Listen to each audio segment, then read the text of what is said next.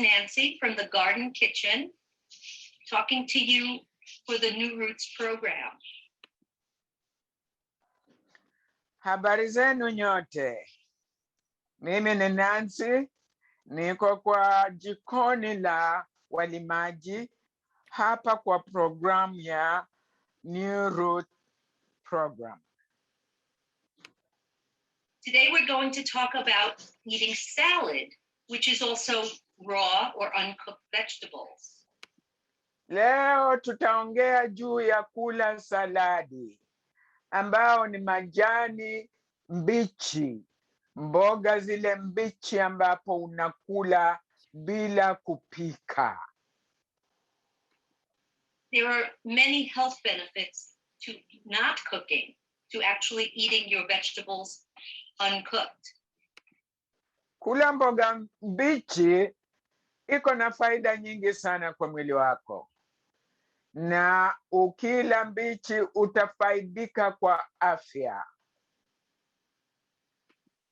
For example, broccoli. Ile mboga ambapo inaitwa broccoli kwa mfano. If you eat broccoli without cooking, you have more protective factors against diseases like cancer.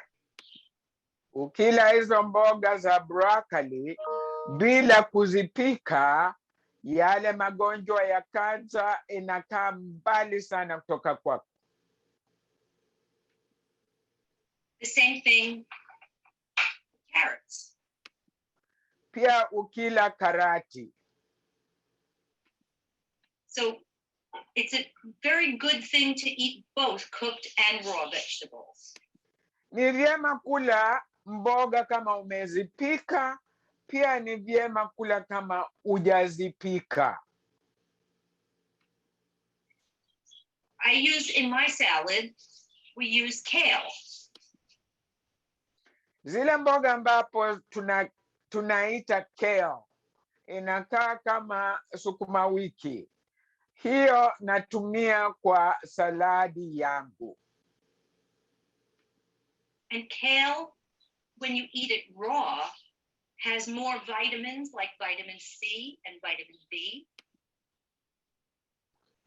Hiyo mboga ya kale ukila kama hujaipika inakupatia vitamini C na vitamini D, ambapo ni muhimu sana kwa mwili yako. I use peppers. Tunatumia, okay, go ahead. And you can use peppers in many ways. You can make small slices for your salad. Unaweza kutumia hizo mapeppers kwa njia nyingi. Unakatakata alafu unatia kwenye saladi. Hiyo pilipili. You can also make bigger pieces to eat as a snack. Pia hizo pilipili kubwa unaweza kuzikatakata alafu unakula tu mbichi. You can use any vegetable that you like because many of them have better health benefits when you eat them without cooking. Unaweza kutumia mboga zozote ambapo unapenda na kwa hiyo saladi yako, kwa sababu ziko na faida nyingi sana ukila mbichi bila kuzipika. I do want to say though that when you cut carrots, please do not cut them in little circles. Tafadhali na waomba kwa hisani yenu, mkikatakata zile karati usikate kwa mviringo. A little child eats it, they could choke. Mtoto mdogo anaweza kutia kwa mdomo alafu inamnyonga. So make sure that you cut it and then cut it again so that you have smaller pieces. I don't know if you can see them.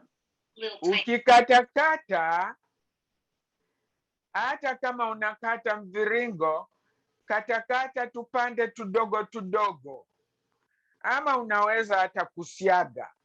Ndio sasa mtoto akila asije akanyongeka.